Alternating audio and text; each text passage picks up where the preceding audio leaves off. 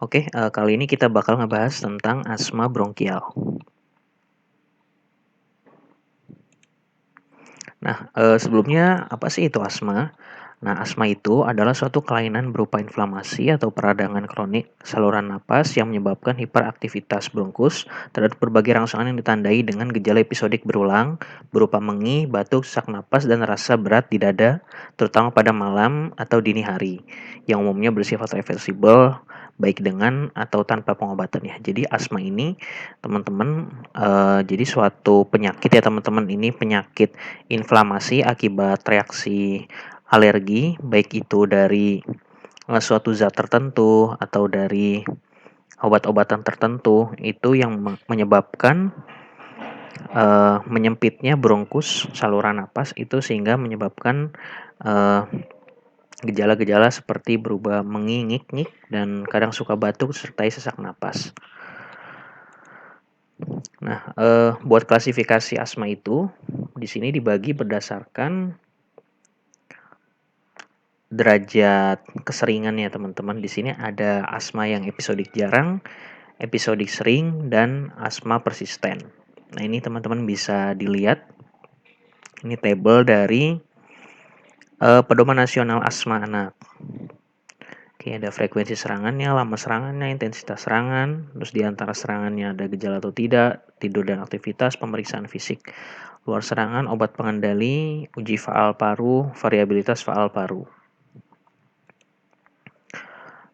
Kemudian juga ada klasifikasi asma, ini dari Gina tahun 2006. Menurut derajat serangannya, dia dibagi berdasarkan ringan, sedang, berat, atau ancaman henti nafas. Bisa juga teman-teman lihat di sini.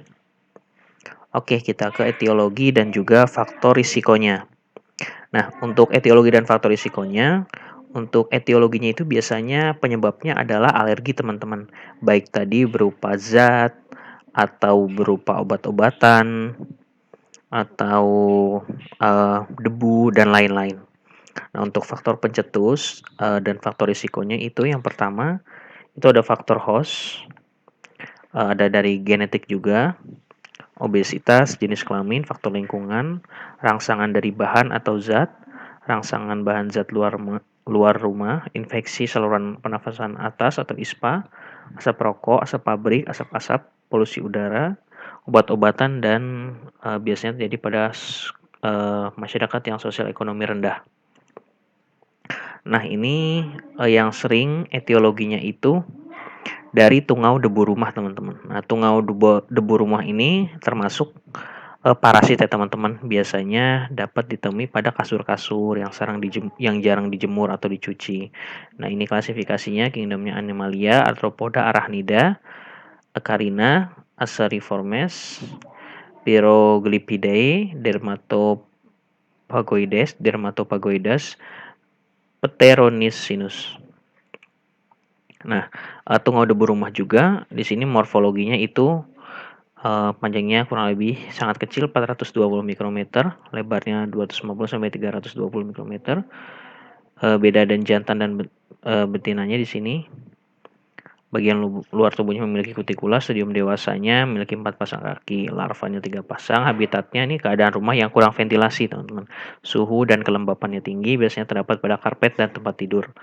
Metabolit atau fase 1 dropping TDR mengandung metabolik enzim proteolitik yang dapat menimbulkan reaksi alergi pada asma.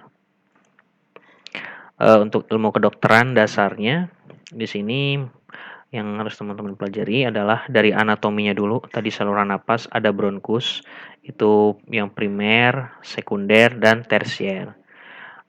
Yang primer dibagi dua, ada dextra sinistra, begitupun sekunder dextra sinistra, dan tersier juga dextra sinistra. Ini pembagiannya lagi. Kalau yang dextra itu pendek dan lebar, yang sinistra itu panjang dan sempit. Jadi berbeda ya teman-teman, antara kanan dan sebelah kiri. Nah, begitu pula ini dari dextra, yang sekunder itu dibagi menjadi superior, medial, inferior, tapi kalau sinistranya superior dan inferior, dan lain-lain.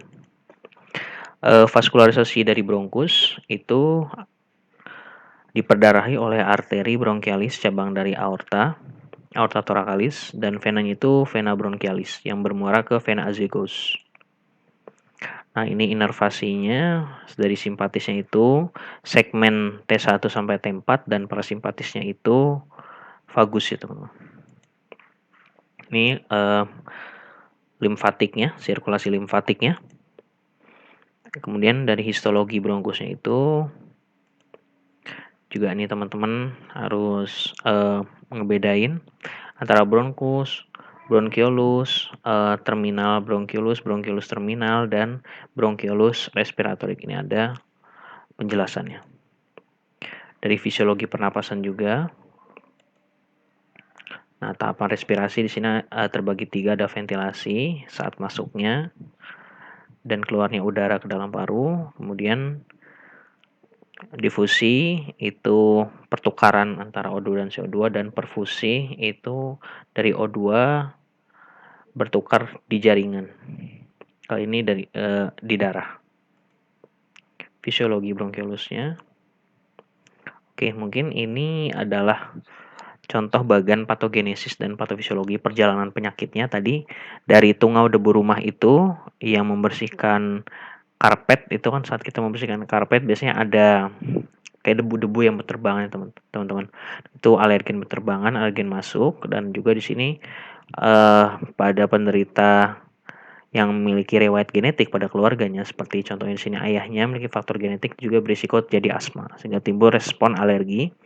Dan alergi itu menimbulkan anti alergen ditangkap oleh antigen presenting cell, juga T-naive, interleukin 4, dia berdiferensiasi sel T helper 2-nya, T helper 2 menghasilkan interleukin 4, mensintesis imunoglobulin E, terus IgE-nya berikatan, dan paparan alergen lagi tambah banyak jadi teman-teman. Jadi alergennya ini berikatan pada FAB-nya, sel master aktivasi, inflamasi jalan napas, pengeluaran mediator. Nah, ini terbagi menjadi 2, ada reaksi lambat dan juga reaksi cepat. Untuk reaksi lambat ini itu diperantarai oleh IL-2 dan GM-CSF. Ini suatu sitokin. Dan kalau reaksi cepat itu diperantarai oleh histamin, leukotrien, prostaglandin, dan bradikinin.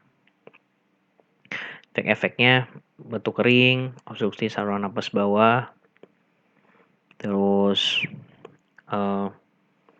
dari kedua tadi reaksi lambat dan reaksi cepat mengakibatkan serangan akut asma yang bisa menyebabkan ekspirasi memanjang, dyspnea, breathing work, dan retraksi IC dan epigastrik, PCH positif, tachypnea, dan lain-lain. Oke, dari pemeriksaan penunjangnya di sini yang pertama itu ada pemeriksaan darah rutin, penilaian status alergi, ronsen paru, uji provokasi bronkus, dan tes fungsi paru. Tata laksananya di sini, tujuan dari tata laksana asma itu yang pertama adalah menghilangkan dan mengendalikan gejala asma. Yang kedua, mengupayakan aktivitas normal, mencegah eksaserbasi, meningkatkan dan mempertahankan faal paru, menghindari efek samping obat, mencegah terjadinya keterbatasan aliran udara irreversibel, mencegah kematian akibat asma. Komponen penata laksanaannya itu melakukan edukasi, mengidentifikasi dan mengendalikan faktor pencetus penyakit asma, memberikan pengobatan yang tepat, menilai dan memantau berat asma, menetapkan pengobatan pada serangan akut, kontrol secara teratur. Kemudian dari farmakologinya, di sini diberikan agonis beta 2 yang bekerja singkat, rapid acting. Mekanisme kerjanya ini dia menstimulasi reseptor pada beta 2. Obatnya contohnya adalah salbutamol. Nah, ini mekanisme kerja salbutamolnya tadi. Merelaksasikan otot polos, saluran napas, meningkatkan bersihan mukosiliar, menurunkan permeabilitas pembuluh darah. Efek sampingnya dapat jadi tremor, takikardia, dan hipokalemi. Ini contoh resep dokternya. Kemudian ini alur tata laksananya, terutama pada asma anak jangka panjang. Oke, ini bisa teman-teman lihat. Oke, secara epidemiologi, mungkin teman-teman bisa dilihat aja sendiri di sini menurut ada dari menurut WHO, terus kejadiannya di dunia, dan ini di Indonesia, Riskesdas 2013. cukup signifikan dan masih cukup banyak, teman-teman. Oke, mungkin, itu aja untuk pembahasan kali ini tentang asma. Kalau mau tanya-tanya boleh langsung isi kolom komentar, dan jangan lupa like, share, komen, dan subscribe channel ini supaya lebih semangat untuk upload video-video selanjutnya. Terima kasih.